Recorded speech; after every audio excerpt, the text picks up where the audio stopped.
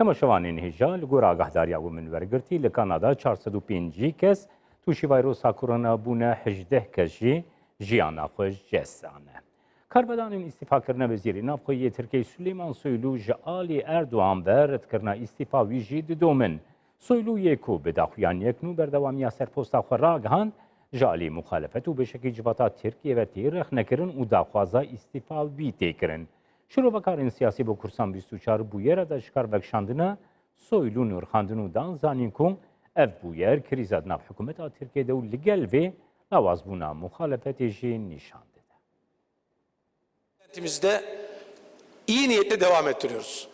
Siyaseta navxuya Türkiye û Bakurê Kurdistanê da karvedanên îstîfaya Wezîrê Navxuyê Tirkiye Süleyman Soylu û ji aliyê Serokkomarê wî welatî Erdogan ve qebûlnekirina îstîfaya wî didomin. Soyliyê ku ev demekî bû rastî rexne û nerazîbûnan dihat û ji aliyê muxalefetê ve daxwaza îstîfaya wî dihat kirin. Berpirsiyariya bûyerên şeva îniyê yên beriya qedexeya derketina derva girtibû stiyê xwe û li ser Twitterê bi daxuyaniyekî destşikar vekişandina xwe ragihandibû. Li gorî şîrovekara siyasî Tajîre Baktaş di nav hikûmetê de krîzeke rûdaye lêbelê muxalefeta Tirkiye vê krîz û firsandê baş nenirxandine. Herwa li gorî Baktaş berdewamiya Soylu li ser posta wezîrtiyê hêvî û bendewariyên bo çareseriya pirsa Kurd jî bi paşxistiye.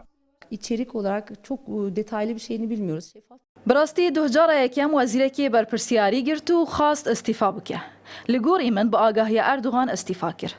لو رابع سروکومار نممکنه دخوین یکی وها بداین.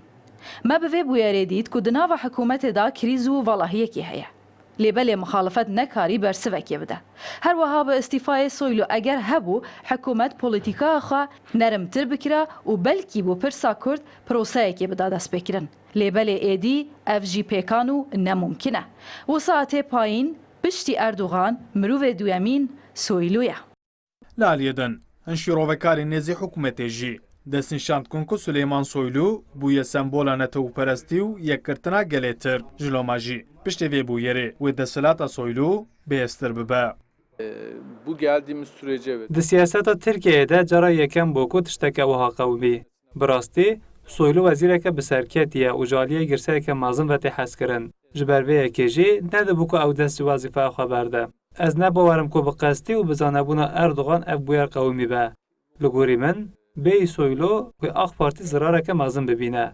Her wiha MHP jî nerazî bû ku Soylu dest ji kar berde. Süleyman Soylu Wezîrê Navxuyê Tirkiye ku ev 5 sale wezîrtiye dike. Biriya ku li Partiya Desthilatdar AK Partiya siyasetê bike. Serokatiya Giştî ya Partiya Demokrat DP dikir û rexneyên tund li Erdogan dikir. Soyluyê ku ji îlona 2016 û virva bi berdewamî li ser posta wezîrtiya Navxuyî ye. Bi polîtikayên xwe yên tund yên ewlehiyê tê zanîn û ev yek dibe sedema bertek û nerazîbûnên beşekî civakê.